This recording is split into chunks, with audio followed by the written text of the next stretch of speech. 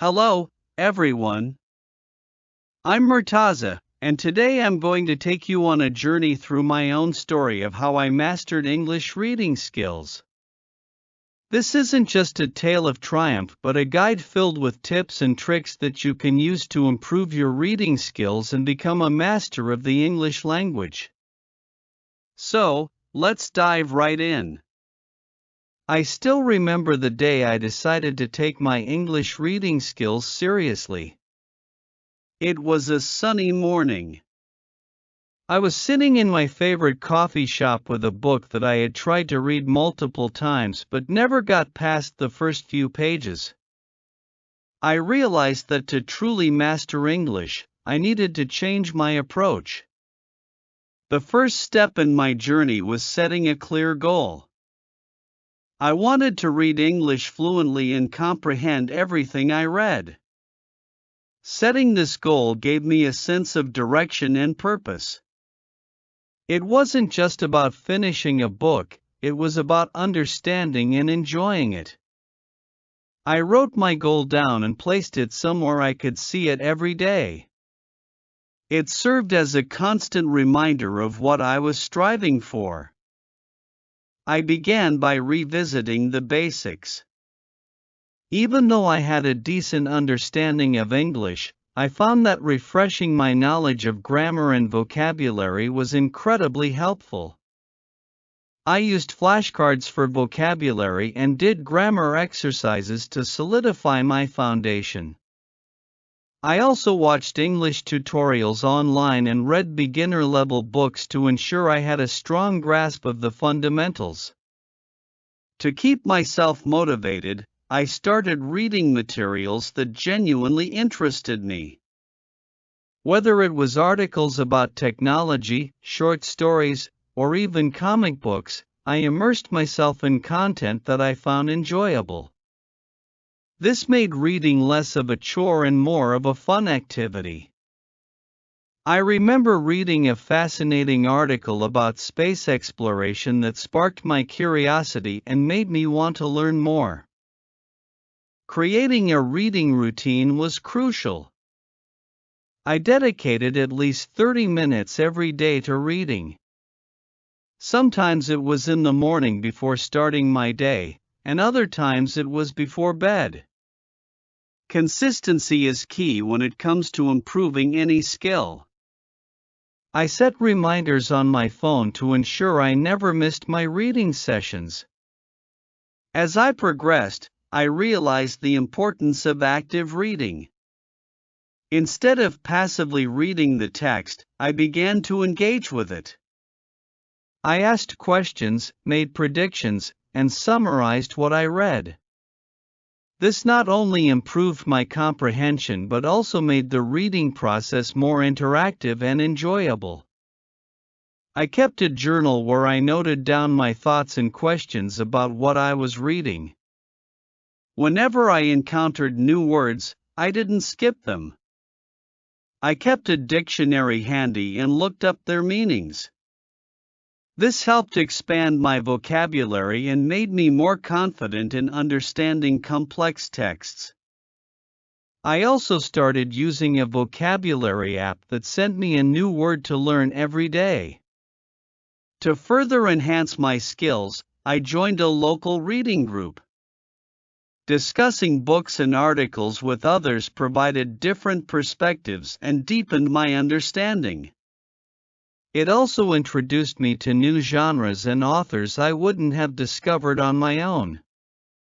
I remember our lively debates about classic literature and how they broadened my appreciation for different writing styles. There were times when I felt frustrated with my progress. Some texts were too difficult, and I often felt like giving up. However, I learned that patience and persistence are essential. Progress might be slow, but every little step counts. I reminded myself that every challenge was an opportunity to learn and grow.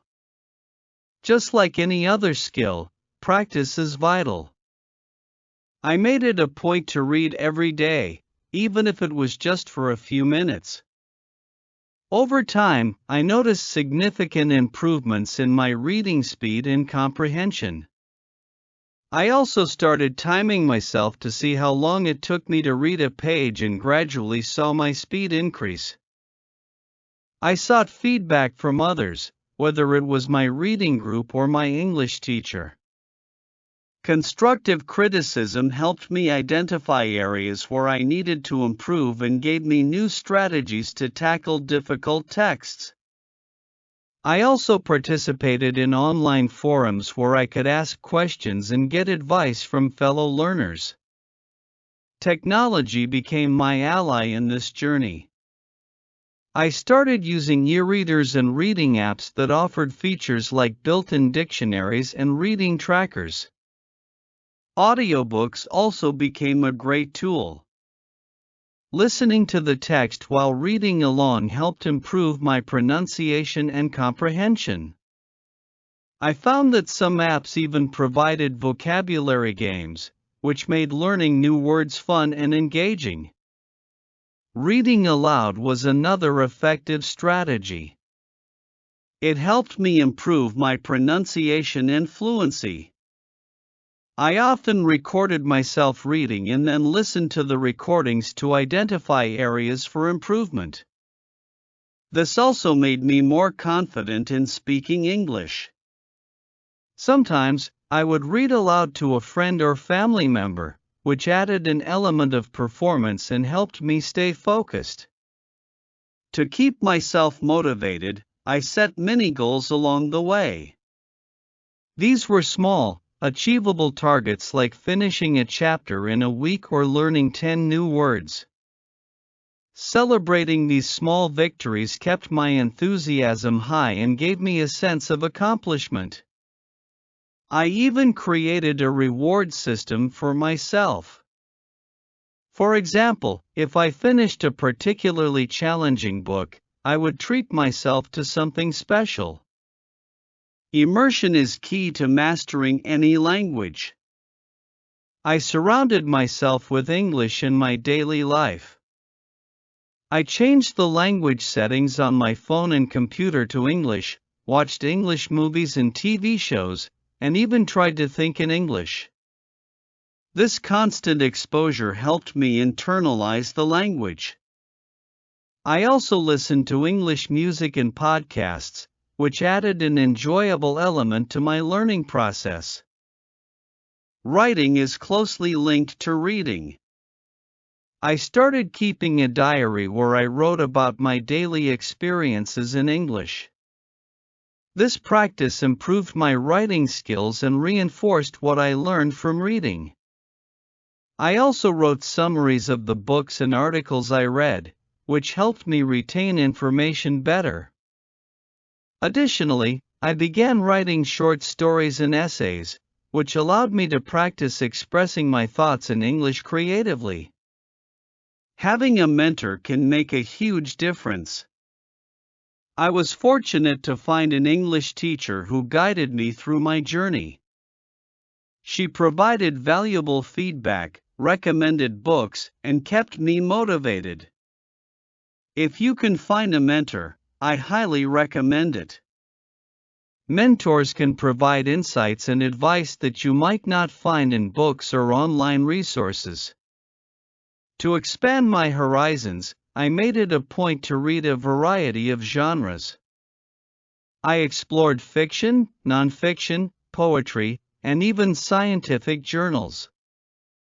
Each genre presented unique challenges and learning opportunities.